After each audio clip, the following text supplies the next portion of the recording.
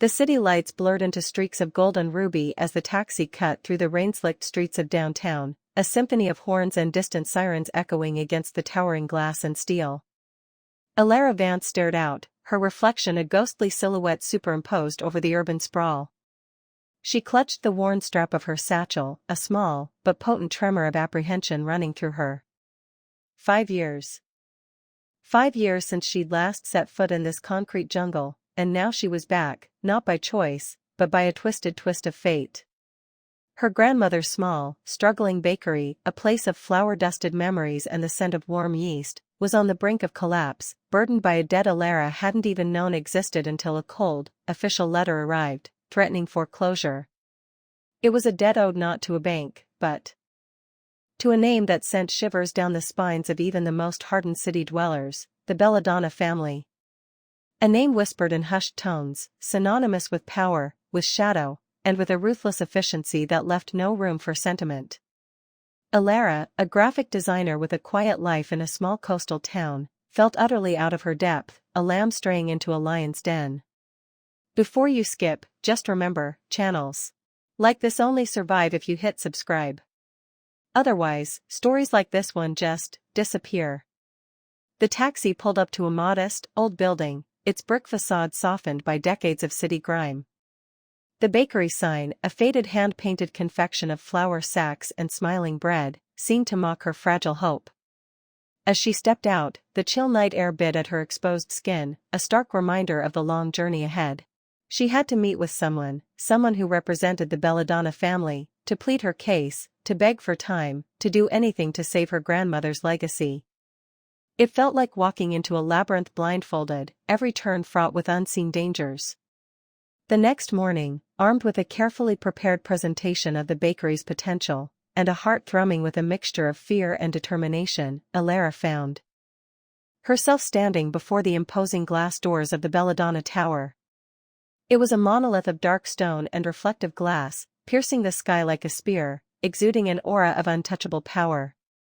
Inside, the lobby was a cavernous space of polished marble and hushed conversations, a world away from the comforting clutter of her grandmother's kitchen.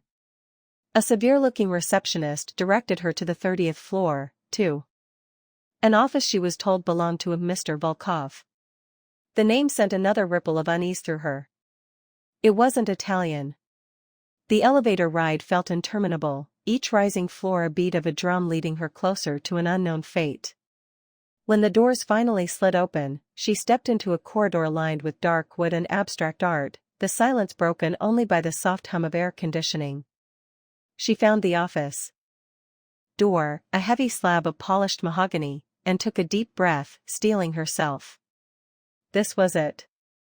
The moment of truth. She knocked, her knuckles barely making a sound against the dense wood. A deep, resonant voice called out, "Enter." Alara pushed the door open, stepping into a spacious office that overlooked the entire city. The view was breathtaking, a sprawling tapestry of urban life, but her eyes were immediately drawn to the man standing by the panoramic window, his back to her. He was tall, powerfully built, and even from behind, exuded an undeniable presence. His tailored suit seemed to cling to broad shoulders, a testament to an impeccable fit and a formidable physique. He turned slowly, and Alara felt the air leave her lungs in a silent gasp. His eyes, the color of stormy gray, were intense, piercing, and held a depth that seemed to see right through her. His features were sharply defined, a strong jawline, a straight nose, and lips that, even in their neutral state, held a hint of subtle power. Dark hair, meticulously styled, framed a face that was undeniably handsome, but in a way that spoke of danger, of secrets, of a world far removed from her own. He was not old, perhaps in his late 30s, yet his gaze held the weariness and wisdom of a man who had seen too much. This was not the Mr. Volkov she had imagined, a dry, corporate type. This was something else entirely. Something magnetic and terrifying. "Ms. Vance, I presume?" His voice was a low rumble, smooth as aged whiskey, and it sent a strange shiver down her spine, a mixture of fear and an unfamiliar, unsettling fascination. "Yes, Mr. Volkov," she managed, her voice a little Breathy, her carefully rehearsed opening lines suddenly evaporating from her mind. A faint, almost imperceptible curve touched his lips. Just Volkov. Please, have a seat.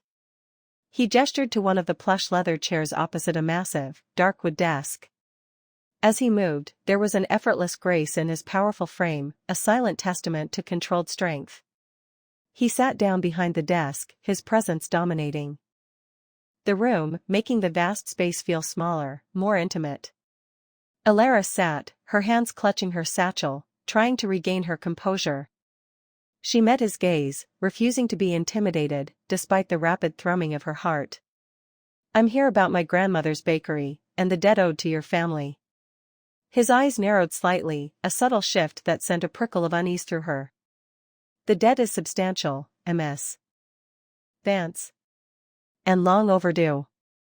His tone was devoid of emotion, a flat statement of fact that felt like a gavel striking down her hopes. I know, she replied, finding her voice, a flicker of defiance entering her tone. But my grandmother, she's ill. She didn't know the full extent of it. I only found out recently. I've come to ask for an extension, a chance to pay it back. An extension? Volkov's dark eyebrows arched. A faint, almost imperceptible movement that nonetheless conveyed a world of skepticism. He leaned back in his chair, the expensive leather creaking softly, his gaze never leaving hers. It felt less like a conversation and more like an interrogation, every fiber of her being keenly aware of the silent power radiating from him. The Belladonna family is not a charity, Ms. Vance. Debts are paid. On time. Alara felt a surge of indignation, pushing past her fear. I understand that, Mr. Volkov. But circumstances, they're not always straightforward. My grandmother has poured her life into that bakery. It's more than just a business, it's her legacy, a part of our family's history. I'm asking for a chance to honor that, to pay what's owed, but I need time. She laid her satchel on the desk, opening it to reveal a meticulously organized folder. I've put together a proposal. A business plan to revitalize the bakery, to increase its profitability. I have experience in marketing and design. I believe I can turn it around. He didn't immediately reach for the folder. Instead, his eyes scanned her face, lingering on her fiery red hair, then her determined jawline, a silent assessment that made her skin prickle. You believe. Belief doesn't pay debts, Ms. Vance. Money does. His voice remained even, but the underlying steel was unmistakable. And I intend to get that money, she retorted, her voice gaining strength. But not by simply handing over the bakery. I want to work for it. I want to earn it. Give me 6 months. I can make significant progress in 6 months. Volkov finally reached out, taking the folder. His fingers brushed hers for a fleeting second, and a jolt, like a static shock, passed between them. He opened the folder, his eyes quickly scanning the pages, his expression unreadable. Alara watched him, her heart hammering against her ribs. Every second felt like an eternity, hanging on his judgment. The silence stretched, thick with unspoken tension. The city outside, a blur of activity, seemed to fade into insignificance. It was just her, him, and the fate of her grandmother's bakery suspended in the air. He closed the folder, placing it back on the desk. His gaze returned to hers, piercing and direct. You are asking for a significant risk on our part, Ms. Vance. Why should I take it? Because I'm capable, Alara said, meeting his gaze head-on. Because I'm determined. And because I'm offering a solution that benefits both of us. You get your money, and my grandmother keeps her bakery. It's a win-win. A faint, almost imperceptible smile played on his lips, a fleeting glimpse of something that could have been amusement, or perhaps something darker. A win-win. An interesting perspective from someone in your position. He leaned forward slightly, his elbows resting on the desk, his presence becoming even more formidable. What do you know about the Belladonna family? Ms. Vance? The question caught her off guard. She hesitated, choosing her words carefully. I know, you're a powerful organization. Respected. And that you collect what's owed. She avoided the whispers, the rumors, the unspoken fears that accompanied the Belladonna name. She wasn't here to provoke him. He chuckled, a low, guttural sound that sent another shiver down her spine. It wasn't a laugh of humor, but one of cynical understanding. Respected, yes. Powerful, certainly. And we always collect. But there's more to it than that, isn't there? His eyes seemed to bore into her, as if trying to extract the unspoken truths she held. You're not from this city, are you? Not originally. No, she admitted, feeling a strange sense of exposure. I grew up here, but I've been living in a small coastal town for the past 5 years. 5 years, he repeated, almost to himself, his gaze distant for a moment, as if lost in a memory. Then, his focus snapped back to her, sharper than before. And now you're back. For your grandmother. Commendable. But also, naive. Naive? Elara bristled. I'm trying to solve a problem, Mr. Volkov. There's nothing naive about that. There is when you walk into a den of lions with a butter knife and expect to negotiate, he stated, his voice still calm, but with an underlying edge that made her stomach clench. This isn't a small coastal town, Ms. Vance. This city, this world, it operates on different rules. Rules you clearly don't understand.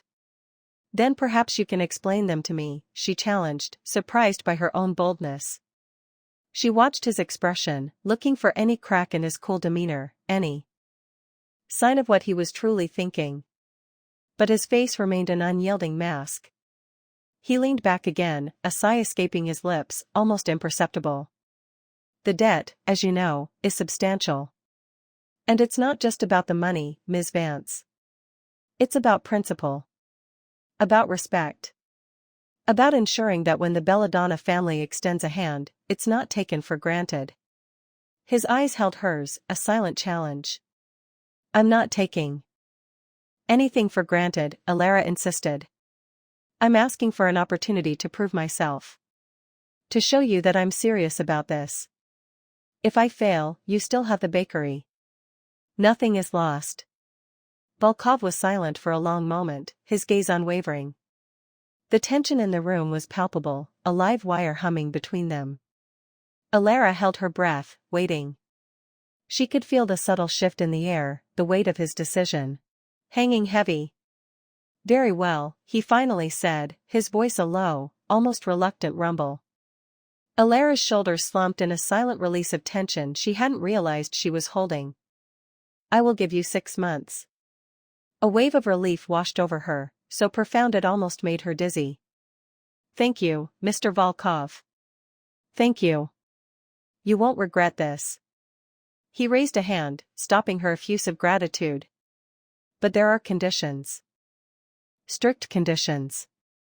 You will not miss a single payment. The city lights blurred into streaks of gold and ruby as the taxi cut through the rain-slicked streets of downtown, a symphony of horns and distant sirens echoing against the towering glass and steel. Elara Vance stared out, her reflection a ghostly silhouette superimposed over the urban sprawl. She clutched the worn strap of her satchel, a small, but potent tremor of apprehension running through her. 5 years. 5 years since she'd last set foot in this concrete jungle, and now she was back, not by choice, but by a twisted twist of fate. Her grandmother's small, struggling bakery, a place of flour-dusted memories and the scent of warm yeast, was on the brink of collapse, burdened by a debt Elara hadn't even known existed until a cold, official letter arrived. Threatening foreclosure. It was a debt owed not to a bank, but to a name that sent shivers down the spines of even the most hardened city dwellers, the Belladonna family. A name whispered in hushed tones, synonymous with power, with shadow, and with a ruthless efficiency that left no room for sentiment. Elara, a graphic designer with a quiet life in a small coastal town, felt utterly out of her depth, a lamb straying into a lion's den. Before you skip, just remember, Channels like this only survive if you hit subscribe. Otherwise, stories like this one just disappear. The taxi pulled up to a modest, old building, its brick facade softened by decades of city grime. The bakery sign, a faded hand-painted confection of flour sacks and smiling bread, seemed to mock her fragile hope. As she stepped out, the chill night air bit at her exposed skin, a stark reminder of the long journey ahead. She had to meet with someone who represented the Belladonna family, to plead her case, to beg for time, to do anything to save her grandmother's legacy. It felt like walking into a labyrinth blindfolded, every turn fraught with unseen dangers. The next morning, armed with a carefully prepared presentation of the bakery's potential, and a heart thrumming with a mixture of fear and determination, Alara found herself standing before the imposing glass doors of the Belladonna Tower. It was a monolith of dark stone and reflective glass, piercing the sky like a spear, exuding an aura of untouchable power. Inside, the lobby was a cavernous space of polished marble and hushed conversations, a world away from the comforting clutter of her grandmother's kitchen. A severe-looking receptionist directed her to the 30th floor, to an office she was told belonged to a Mr. Volkov. The name sent another ripple of unease through her. It wasn't Italian. The elevator ride felt interminable, each rising floor a beat of a drum leading her closer to an unknown fate. When the doors finally slid open, she stepped into a corridor lined with dark wood and abstract art, the silence broken only by the soft hum of air conditioning. She found the office door, a heavy slab of polished mahogany, and took a deep breath, steeling herself. This was it. The moment of truth. She knocked, her knuckles barely making a sound against the dense wood. A deep, resonant voice called out, "Enter." Alara pushed the door open, stepping into a spacious office that overlooked the entire city. The view was breathtaking, a sprawling tapestry of urban life, but her eyes were immediately drawn to the man standing by the panoramic window, his back to her. He was tall, powerfully built, and even from behind, exuded an undeniable presence. His tailored suit seemed to cling to broad shoulders, a testament to an impeccable fit and a formidable physique. He turned slowly, and Alara felt the air leave her lungs in a silent gasp. His eyes, the color of stormy gray, were intense, piercing, and held a depth that seemed to see right through her. His features were sharply defined, a strong jawline, a straight nose, and lips that, even in their neutral state, held a hint of subtle power. Dark hair, meticulously styled, framed a face that was undeniably handsome, but in a way that spoke of danger, of secrets, of a world far removed from her own. He was not old, perhaps in his late 30s, yet his gaze held the weariness and wisdom of a man who had seen too much. This was not the Mr. Volkov she had imagined, a dry, corporate type. This was something else entirely. Something magnetic and terrifying. "Ms. Vance, I presume?" His voice was a low rumble, smooth as aged whiskey, and it sent a strange shiver down her spine, a mixture of fear and an unfamiliar, unsettling fascination. "Yes, Mr. Volkov," she managed, her voice a little breathy, her carefully rehearsed opening lines suddenly evaporating from her mind. A faint, almost imperceptible curve touched his lips. "Just Volkov. Please, have a seat." He gestured to one of the plush leather chairs opposite a massive, dark wood desk. As he moved, there was an effortless grace in his powerful frame, a silent testament to controlled strength. He sat down behind the desk, his presence dominating the room, making the vast space feel smaller, more intimate. Alara sat, her hands clutching her satchel, trying to regain her composure. She met his gaze, refusing to be intimidated, despite the rapid thrumming of her heart. "I'm here about my grandmother's bakery, and the debt owed to your family." His eyes narrowed slightly, a subtle shift that sent a prickle of unease through her. "The debt is substantial, Ms. Vance. And long overdue." His tone was devoid of emotion, a flat statement of fact that felt like a gavel striking down her hopes. "I know," she replied, finding her voice, a flicker of defiance entering her tone. "But my grandmother, she's ill." She didn't know the full extent of it. I only found out recently. I've come to ask for an extension, a chance to pay it back. Volkov's conditions weighed heavily on Alara, a silent promise of relentless scrutiny. He had made it clear that her every move would be watched, her every attempt to revitalize the bakery scrutinized. The first condition was simple yet daunting: she would personally oversee the bakery's operations, ensuring every penny earned went towards the debt. The second, more unsettling, was that she would report directly to him, with weekly updates on her progress. He didn't elaborate on what reporting entailed, but the implication was clear: she would be entering his world, whether she liked it or not. The first few weeks were a whirlwind of flour, spreadsheets, and exhaustion. Alara threw herself into the bakery, rising before dawn, her hands caked with dough, her mind buzzing with marketing strategies and new recipes. She redesigned the menu, introduced a line of artisanal breads and pastries, and launched a social media campaign that slowly but surely began to draw in new customers. Her grandmother, frail but sharp-eyed, watched her with a mixture of pride and quiet concern.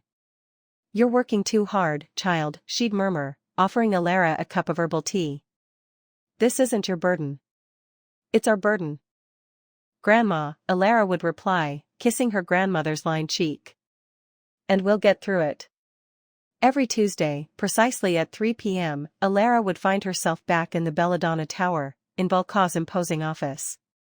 The meetings were brief, clinical affairs. She would present her meticulously prepared reports, detailing sales figures, expenses, and projected profits. Volkov would listen, his stormy gray eyes tracking every word, every number. He rarely offered praise, but his silence, she realized, was a form of acknowledgement.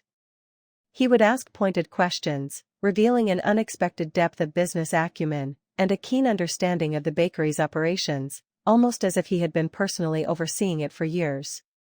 During one such meeting, as Alara was explaining a new cost-saving measure she'd implemented, Volkov interjected, his voice a low, unexpected question. "You mentioned a coastal town earlier. What made you leave?" Alara paused, caught off guard. It was the first personal question he had ever asked. "It was peaceful," she said, choosing her words carefully. "A good place to work, to create. But it wasn't home, not really. This city, for all its chaos, has always been home." She looked at him, trying to gauge his reaction, but his face remained a carefully constructed mask. "Peace can be an illusion, Ms. Vance," he said, his gaze distant for a moment, as if recalling a painful memory. "Especially when you're running from something." Alara felt a strange current pass between them.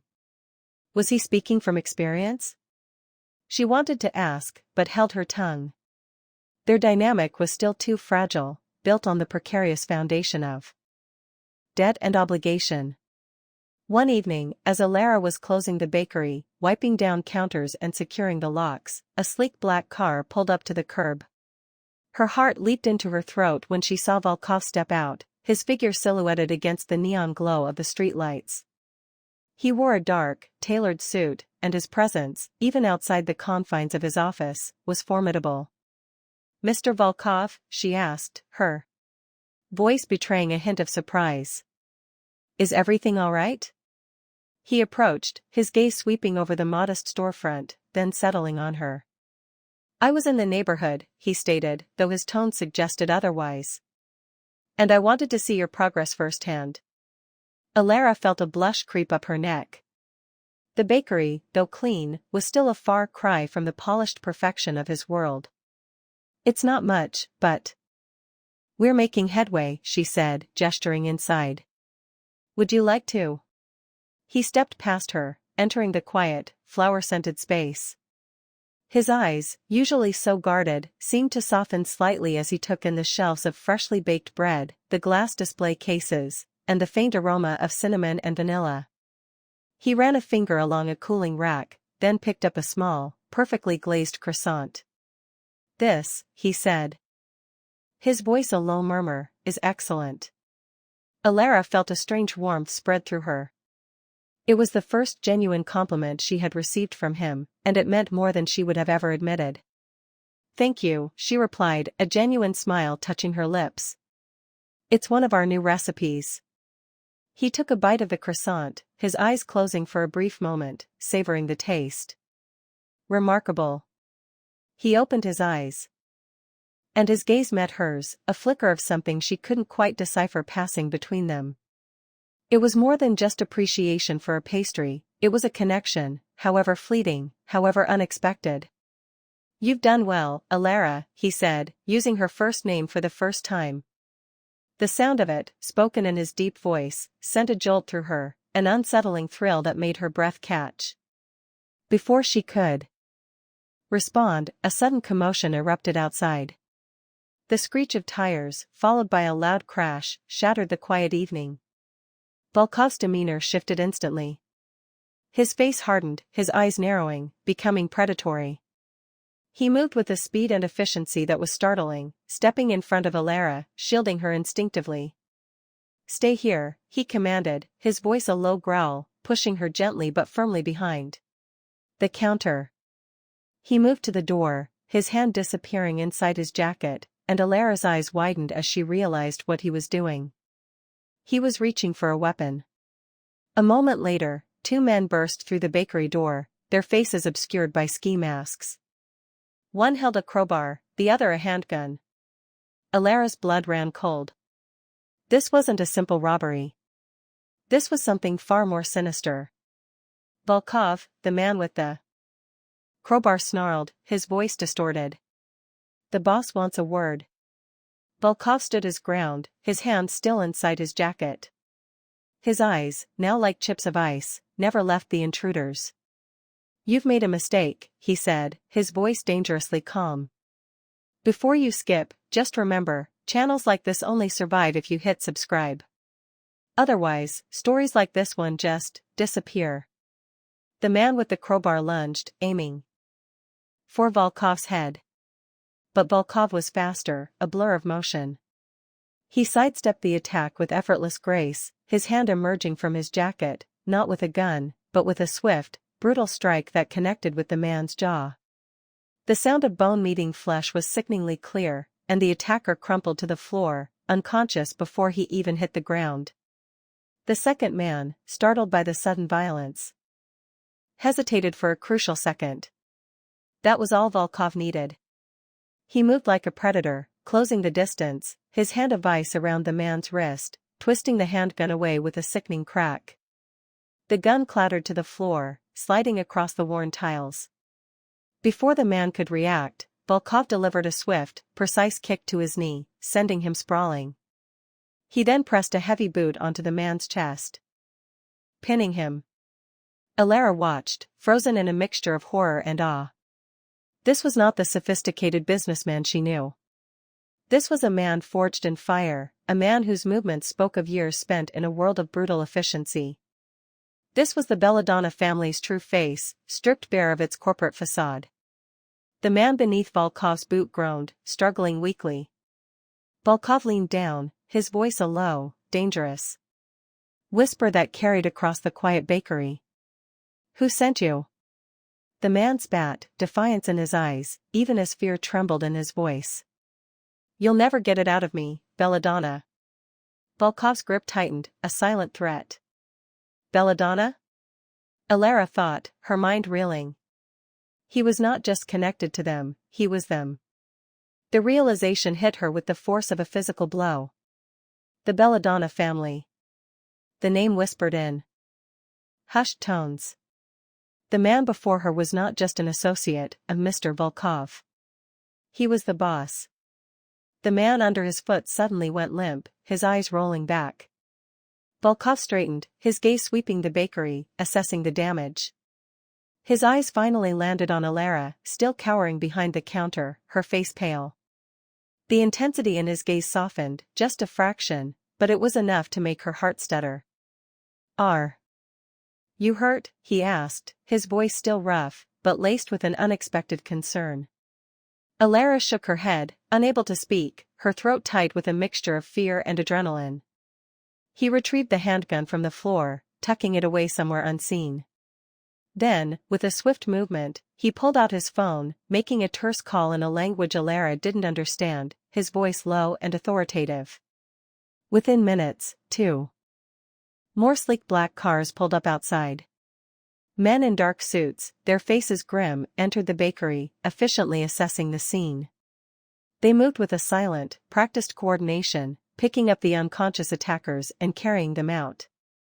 It was all so quick, so smooth, it was as if the brutal incident had never happened, leaving only a faint scent of fear in the air. Volkov watched them go, then turned back to Alara. The mask was back, but his eyes still held that flicker of concern. This was not a robbery, he stated, his voice calm, but with an underlying steel. They were sent for me. Alara finally found her voice, though it was little more than a whisper. Who are you? He met her gaze, his expression unreadable. My name is Alessandro Belladonna, he said, the name rolling off his tongue with a gravitas that confirmed all her fears. And I am the one who holds your grandmother's debt. The truth, stark and undeniable, hung in the air between them. Alara felt a wave of dizziness. She wasn't just indebted to a powerful family, she was indebted to him, the man who had just displayed a terrifying capacity for violence, the man who was now revealing himself as the head of the very organization she had feared. He was a paradox, a ruthless boss, yet he had instinctively shielded her. The contradiction was unsettling, and deeply, undeniably magnetic. She was trapped, not just by debt, but by a growing, terrifying fascination with the man who embodied both danger and an inexplicable, fierce protection. The following days were a blur of heightened anxiety for Alara. The bakery, once her sanctuary, now felt like a fragile outpost on the edge of a dangerous world. Every shadow seemed to hold a threat, every unexpected sound made her jump. Alessandro Belladonna had left her with a chilling revelation, and an even more unsettling sense of vulnerability. She tried to push the image of him, cold and lethal, out of her mind, but it haunted her, intertwining with the memory of his unexpected tenderness when he had asked if she was hurt. The next Tuesday, the weekly meeting in Belladonna Tower felt different. The air was charged, a silent acknowledgement of the unspoken truth between them.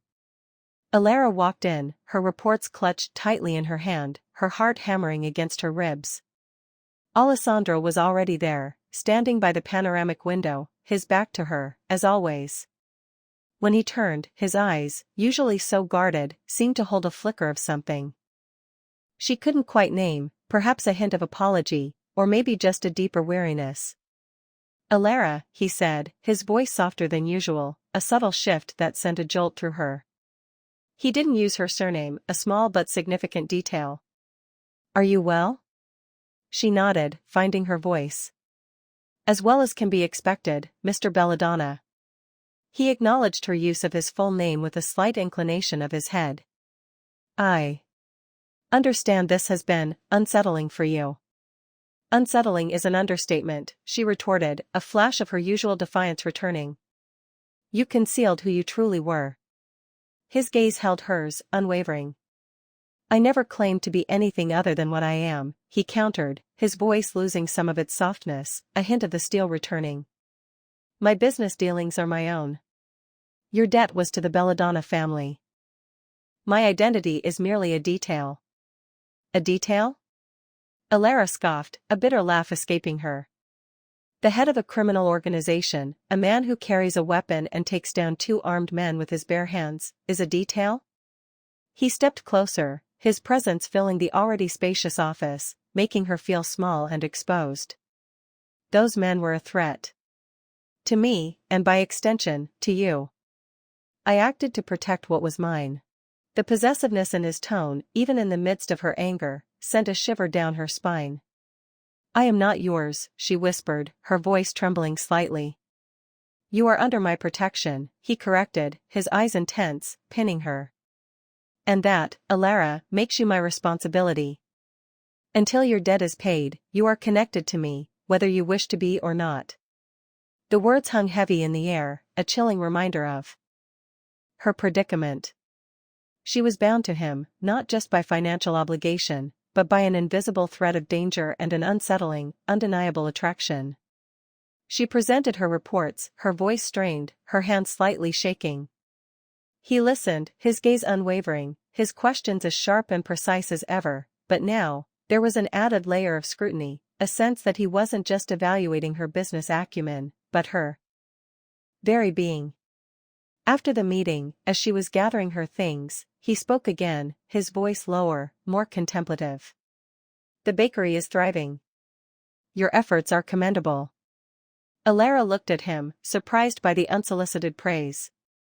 "Thank you." However, he continued, his gaze drifting to the city skyline beyond the window, "Your vulnerability has been exposed. It is no longer safe for you to work alone at night, or to travel unaccompanied." Her heart sank. "Are you saying?" "I am saying," he interrupted, turning back to her, his expression unyielding, "that I will be assigning you a driver and security detail. They will be discreet, but they will be there." "I don't need a babysitter, Mr. Belladonna," she protested, her independent spirit flaring. "You need protection, Alara," he stated, his voice firm, leaving no room for argument. "The incident at your bakery was a warning. My enemies know you are connected to me. They will use any weakness they perceive." The stark reality of his words hit her with renewed force. She wasn't just in debt, she was a pawn in a dangerous game, a potential target. The thought was terrifying, but beneath the fear, a strange, almost comforting sense of his unwavering resolve to protect her began to take root. It was a dangerous comfort, she knew, but a comfort nonetheless. The next few weeks brought a new, unsettling routine. A sleek black car, always driven by a silent, imposing man named Silas, would pick her up in the mornings and drop her off at night. Another figure, equally stoic, would occasionally be seen lurking discreetly near the bakery entrance. Alara felt like a bird in a gilded cage, her freedom curtailed, her life now intertwined with the shadows of Alessandro Belladonna's world. Despite the constant surveillance, the bakery continued to flourish. Alara poured her energy into her work, finding solace in the rhythmic kneading of dough and the comforting aroma of baking bread. Her grandmother, though still worried, seemed to draw strength from Alara's determination. The debt, slowly but surely, was shrinking. One rainy afternoon, as Alara was meticulously arranging a display of eclairs, the Belladonna car pulled up, but it wasn't Silas behind the wheel. It was Alessandro himself. He entered the bakery, shaking off the rain from his dark coat, his presence instantly commanding the small space. The few customers inside quickly finished their purchases and left, leaving Alara alone with him. "Alara," he said, his voice a low rumble, his eyes sweeping over her, taking in her flour-dusted apron and the faint smudge of chocolate on her cheek. "Mr. Belladonna," she replied, a faint blush rising to her cheeks. His unexpected appearance always threw her off balance. "I have a proposition for you," he began, his gaze intense. "The Belladonna family is hosting an annual charity gala next month. It is a significant event, attended by many influential figures. I would like your bakery to cater the desserts." Alara stared at him, dumbfounded. "Cater a gala? Mr. Belladonna, we're a small local bakery. We don't have the capacity for such an event. You will be provided with all necessary resources, additional staff, and a temporary, fully equipped kitchen," he stated, as if it were already decided. "This is an opportunity, Alara. Not just to showcase your talent, but to significantly accelerate your debt repayment. The payment for this event alone would cover a substantial portion of what you owe." The financial implications were staggering. It was a chance to escape her predicament much sooner than she had ever dared to hope. But it also meant stepping further into his world, into the opulent, dangerous sphere of the Belladonna family. "What's the catch?" she asked, her voice laced with suspicion. He allowed a faint, almost imperceptible smile to touch his lips. "No catch, Alara. Only an expectation of excellence. And perhaps, a favor." Her eyes narrowed. What kind of favor? I require a date, he said, his gaze holding hers, a new, unsettling intensity in his stormy gray eyes. And I find myself disinclined to bring anyone from my usual circle. You, Elara Vance, would be a refreshing change. Elara's breath hitched. A date? With Alessandro Belladonna? The thought was both terrifying and undeniably thrilling. It was a step beyond professional obligation, a venture into something far more personal, far more dangerous. A date? Elara repeated, the words barely a whisper, her mind struggling to process the abrupt shift in their dynamic. The flour-dusted apron suddenly felt ridiculously out of place, her hands, still sticky from kneading dough, felt clumsy. Alessandro Belladonna, the ruthless boss, the man who moved with the silent efficiency of a predator, was asking her, a simple baker, to be his date. The idea was absurd, yet the intensity in his eyes made it feel undeniably real. He stepped closer, his scent, a sophisticated blend of expensive cologne and something subtly dangerous, enveloping her. It is merely a formality, Elara. A public appearance. Nothing more. His voice was low, persuasive, but his eyes, those piercing gray eyes, contradicted his casual tone. They held a silent challenge, a hint of something deeper, something that made her heart pound against her ribs. And if I refuse? She asked, trying to regain some semblance of control, her chin lifting defiantly. A corner of his mouth tilted upwards, a fleeting, almost predatory smile. You won't, he stated, his confidence absolute. Because you are a pragmatic woman, Elara. You understand the value of this opportunity for your bakery, for your grandmother. And you understand that when I ask for something, it is rarely a request. The unspoken threat hung in the air, a chilling reminder of the power he wielded. She hated the way he could corner her, manipulate her with her own circumstances, yet a part of her, a reckless, curious part, was undeniably intrigued. To see his world, not from the sterile confines of his office, but from within, by his side, it was a dangerous allure. All right, she conceded, her voice barely audible. I'll do it. But on one condition. His eyebrows rose slightly, a flicker of amusement in his gaze. And what might that be? No more surprises, she said, meeting his gaze squarely. No more hidden identities, no more veiled threats. If I'm to be your companion for the evening, I want to know exactly what I'm walking into. He studied her for a long moment, his expression unreadable. Then, a slow, genuine smile spread across his face, a rare sight that transformed his stern features into something breathtakingly handsome. Agreed, Elara Vance. No more surprises. He extended a hand, and for a moment, she hesitated, then placed her flour-dusted hand into his. His grip was firm, warm, sending a jolt through her. Now, about this gala, the next few weeks were a whirlwind. Elara found herself juggling the demands of her bakery with the preparations for the Belladonna Gala. Alessandro, true to his word, provided everything she needed, a team of experienced bakers to assist her, a fully equipped temporary kitchen in a nearby industrial unit, and an endless supply of the finest ingredients. The scale of the operation was daunting, but Elara thrived under the pressure, her creativity blossoming as she designed an exquisite array of desserts that blended classic Italian flavors with modern elegance. Amidst the chaos, there were unexpected moments with Alessandro. He would occasionally visit the temporary kitchen, not to supervise, but to observe. He'd watch her work, his gaze intense, a strange mix of admiration and something else she couldn't quite decipher. One evening, he found her meticulously piping intricate designs onto delicate pastries, her brow furrowed in concentration. He leaned against the doorway, a silent, imposing figure. Your hands, he said, his voice soft, breaking the quiet hum of the kitchen. They are surprisingly strong, yet so precise. Elara looked up, startled. Years of kneading dough, she replied, a faint blush coloring her cheeks. It takes strength and patience. He nodded, a thoughtful expression on his face. Patience is a virtue often overlooked in my world. He paused, then added, you possess a remarkable dedication. Elara. It is admirable. The compliment, so unexpected and genuine, warmed her in a way she hadn't anticipated. Then came the day of the gala. Elara, having spent the entire morning overseeing the final preparations for the desserts, was whisked away to a luxurious suite in a five-star hotel.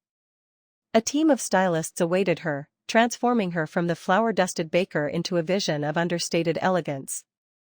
She wore a deep emerald green gown, its silk fabric flowing gracefully, accentuating her figure without being overtly revealing. Her red hair was styled in soft waves, framing her face, and subtle makeup highlighted her features. When she looked in the mirror, she barely recognized herself. As she descended the grand staircase of the hotel, Alessandro was waiting. He was breathtaking in a perfectly tailored tuxedo, his dark hair slicked back, his eyes like polished steel. When his gaze landed on her, a flicker of something raw and intense passed through them, a silent acknowledgement of her transformation. He extended his hand, his touch sending a familiar jolt through her. You are magnificent, Elara, he murmured, his voice a low rumble that sent shivers down her spine. The gala itself was a spectacle of opulence.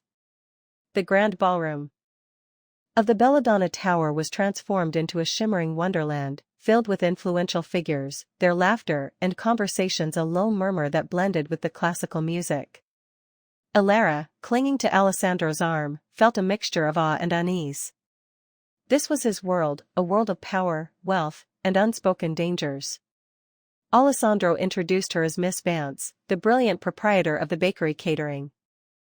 Our desserts tonight. His hand often rested at the small of her back, a possessive gesture that both comforted and unnerved her. She observed him, how he moved through the crowd, a king among his court, his expressions carefully guarded, his words precise and authoritative. He was the embodiment of controlled power, and yet, when his eyes met hers, there was a warmth, a subtle softening that only she seemed to perceive. During dinner, a man with cold, calculating eyes approached their table.